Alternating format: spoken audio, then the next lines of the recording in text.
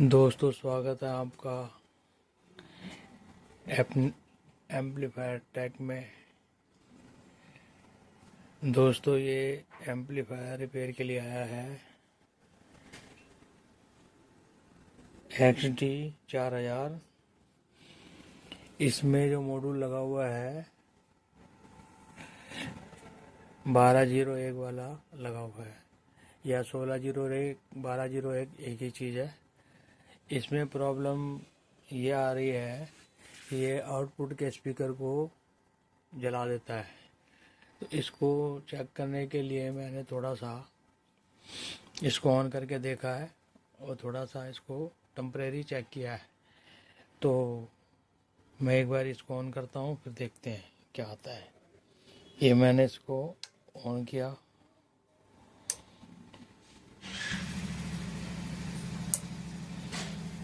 एक साइड पे प्रोटेक्शन की लाइट जल रही है, एक साइड पे प्रोटेक्शन की लाइट हट गई है।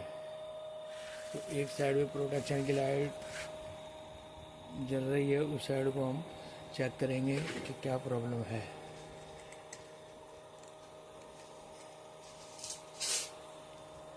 दोस्तों, सबसे पहले अपन इसकी वोल्टेज चेक करके देखते हैं।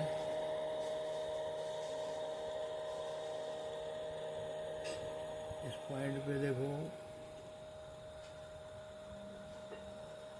मिली वोल्ट आ रही है, यानी कि लो वोल्ट इस पे नहीं आ रही। ठीक है, और इसकी हाई वोल्ट चेक कर लेते हैं। हाई वोल्ट आ रही है 118, मतलब इसकी लो वोल्ट पे पॉजिटिव सप्लाई नहीं आ रही। तो इस कंडीशन में क्या होता है कि लो वोल्ट जो है पॉजिटिव सप्लाई नहीं आ रही और नेगेटिव सप्लाई उस साइड पे आ रही होगी। इस कंडीशन में क्या होगा कि जो आउटपुट है उस पर नेगेटिव सप्लाई आ जाएगी। ये ग्रीन जो तार लगी हुई है, ये वाली, ये आउटपुट पे जा रही है, ये आउटपुट पे आ गई यहाँ। मैं इसको चेक करता हूँ। ये मैंने इस पर लीड लगाई। अब मीटर पे चेक करेंगे तो मीटर पे चेक करने पे 116 वोल्ट नेगेटिव इस पे आ गई। यानी कि जब भी इस साइड पे या पल्ली तरफ मतलब एक भी सप्लाई मिसिंग होगी, मान लो इधर पॉजिटिव नहीं है, तो नेगेटिव सप्लाई जो है सीधी स्पीकर पॉइंट पे पहुंच जाएगी और स्पीकर को जला देगी। ठीक है। अच्छा, इसकी स्पीकर को जलाने का एक कारण और है। इसमें जो इसकी रिले लगी हुई है, ये भी झटके से आपस में चिपक चुकी है शॉर्टिंग की वजह से। तो ये जो है रिले डायरेक्ट ऑन हो रही है, मतलब चिपक गई है, इसलिए ऑन है। तो इस कंडीशन में अगर हम इस पे इनपुट दे के वॉल्यूम खोलेंगे, देखता हूँ, ये वॉल्यूम खोल दिया मैंने। इसको इनपुट मैंने इसको दे रखा है 1 किलोहर्ट्ज़ का। तो अब देखते हैं क्या होता है। इस पर तो वोल्टेज बढ़ भी नहीं रही। तो कहने का मतलब ये है कि इस टाइम इसमें नेगेटिव वोल्टेज जो है वो आ रही है और पॉजिटिव सप्लाई जो इस साइड पे आती है लो वोल्ट, वो नहीं आ रही। अभी मैं इसकी लो वोल्ट को चालू करूँगा, लो वोल्ट देखता हूँ क्यों नहीं आ रही है। उसके बाद में फिर मैं इसको ऑन करूँगा। ऑन करने के बाद में इसको ऑन हो जाना चाहिए, लेकिन इसमें सावधानी ये बरतनी पड़ेगी कि इसका जो ये रिले चिपकी हुई है, इस रिले का भी ध्यान रखना पड़ेगा। ठीक है, इसलिए स्पीकर लगाने से पहले यहाँ पर आउटपुट पे मेरे को वोल्टेज चेक करनी पड़ेगी कि वोल्टेज की 116 वोल्ट आ रही है। 116 वोल्ट तो तुरंत इसकी स्पीकर को जलाई देगी। तो ये जो प्रॉब्लम है कस्टमर का, यही कहना था कि ये जो है स्पीकर को तुरंत जला देता है, बड़े बड़े स्पीकरों को ये जला देता है। तो ऑन करते ही सप्लाई सीधी उस पर पहुँच जाती है, स्पीकर पॉइंट पे, क्योंकि इसकी लो सप्लाई नहीं आ रही।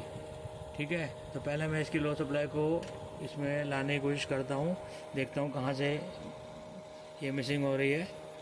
इसके बाद मैं आपको और आगे डिटेल में बताता हूँ। दोस्तों, पॉजिटिव साइड का ये वाला फ्यूज़ इंटरनली ओपन हो गया था। मैंने जब इसको वोल्टेज चेक करी तो एक साइड पे पॉजिटिव सप्लाई आ रही थी, एक साइड पे नहीं आ रही थी। मैंने निकाल के मीटर से कंटिन्यूटी चेक करी तो ये सही बता रहा था फ्यूज़। उसके बाद मैंने लगा दिया इसको। फ्यूज़ को लगाने के बाद में मैंने वोल्टेज चेक करी तो लो वोल्टेज भी इस एम्पलीफायर में आने लग गई। उसके बाद में मैंने इसको एम्पलीफायर को ऑन करके चलाया तो चल पड़ा। फिर मैंने इसमें लोड डाला 2000 वाट का, जो मैंने ये रेजिस्टेंस बना रखी है लोड के लिए, ये आपके सामने है। और ये लोड की तार जा रही है, उसी में जा रही है, और यहाँ से ऑसिलोस्कोप पे जा रही है इस पे। ठीक है, तो जब मैंने इसको लोड पे डालने के बाद में वॉल्यूम खोला तो थोड़ी देर बाद में फिर वही कंडीशन आ गई।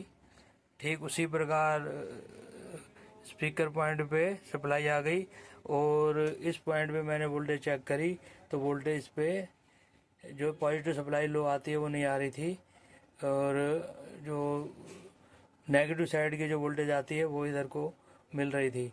यानी कि स्पीकर पॉइंट पे फिर से वही वाली नेगेटिव सप्लाई आने लग गई। तो इसका मतलब ये हुआ लोड टेस्टिंग भी इतनी ज़रूरी है। अगर मेरे पास लोड टेस्टिंग सिस्टम नहीं होता तो मैं इस फ्यूज़ को आप लगा देता, सोचता कि भाई ये फ्यूज़ लूज़ हो गया होगा, कार्बन आ गया होगा बीच में, इस वजह से ये फ्यूज़ सप्लाई देना बंद कर दिया होगा। लेकिन ये जो फ्यूज़ है ये इंटरनली ओपन हो गया था। ठीक है, तो अभी मैं इस फ्यूज़ को नया लगाता हूँ, फिर देखते हैं चला के क्या आता है। दोस्तों, मैंने इसका जो फ्यूज़ बार बार इंटरनली ओपन हो रहा था वो मैंने इसको लगा दिया है। अब इसमें यहाँ पर सप्लाई आ गई है 64 वोल्ट। पहले आ रही थी इसमें कुछ मिली वोल्ट, अब इसमें लो वोल्ट आ रही है 64, और हाई वोल्ट आ रही है, हाई वोल्ट पे लगा दिया मैंने 130 वोल्ट। ठीक है, इसको ऑन कर रखा है, ये देख सकते हैं आप। अब मैं इस वाले की वॉल्यूम बढ़ाता हूँ तो कितना एम्पेयर लेता है ये देखते हैं। ठीक है, ये वॉल्यूम मैं इसकी बढ़ानी शुरू करी, ये देखो ये पहुँच गया 2 एम्पेयर, ये 3, 4, ये मैं बढ़ाता जा रहा हूँ। इधर ये ऑसिलोस्कोप भी बढ़ता जा रहा है, ये देखो ये अभी आधे वॉल्यूम पे 9 एम्पेयर तक पहुँच गया है। ये देखो थोड़ा सा और बढ़ाता हूँ, ये 10 एम्पेयर पे मैं आ गया है। 10 एम्पेयर तक मैंने इसको रोक रखा है, थोड़ी देर हीट हो रहा है। यह मॉड्यूल भी हीट हो रहा है, उधर वहाँ पर जो है लोड रेजिस्टेंस लगी हुई है ये भी हीट हो रही है। ठीक है, बस ये गर्म हवा भी देने लग गया है। अब मैं इसकी वॉल्यूम धीरे धीरे बंद कर देता हूँ, क्योंकि और ज़्यादा देर तक लगा के रखेंगे तो ये एम्पलीफायर ख़राब होने का ख़तरा रहता है। क्योंकि मैंने इसको 1 किलो हर्ट्ज़ की इनपुट दिया हुआ है, और ये 1 किलो हर्ट्ज़ का इनपुट है, ये लगातार चलता है। म्यूज़िक तो अप डाउन होता रहता है, लेकिन ये अप डाउन नहीं होता है, सीधा ही ज़्यादा मतलब लोड पड़ जाता है एम्पलीफायर पे। इसलिए हमें इतनी ही देर के लिए इसको चेक करना होता है। ये चेक कर लिया, गर्म हवा यहाँ आने लग गई। ठीक है, ये भी ट्रांजिस्टर सारे हीट हो गए, और एम्पियर भी मैंने सारा चेक कर लिया। अब इसका जो है ये रिले मैं नया लगाऊंगा, क्योंकि ये रिले इसका अंदर से शॉर्ट हो चुका है। ठीक है, तो मुझे लगता है आपको इसके बारे में जानकारी ठीक से मिल गई होगी, और मेरा कहना यह है कि अगर कोई प्रॉब्लम एम्पलीफायर में आ जाए तो घबराने की ज़रूरत नहीं है। ठंडे दिमाग से स्टेप बाय स्टेप चेक करेंगे तो एम्पलीफायर रिपेयर हो जाता है। ठीक है, अब इस टाइम ये एम्पलीफायर ओके है। वो इसकी रिले लगानी है क्योंकि रिले जो है इसकी शॉर्ट हो चुकी है। तो ऑन करते ही एम्पलीफायर में मतलब स्पीकर बॉक्स में आवाज़ आएगी और वो कभी भी वो प्रॉब्लम हो जाएगी तो सीधा स्पीकर जल जाएगा। इसलिए इसकी जो रिले है वो भी मैं इसकी थोड़ी देर में चेंज कर दूंगा। ठीक है, तो आज की वीडियो इतनी, मिलते हैं अगली वीडियो में, तब तक के लिए नमस्कार।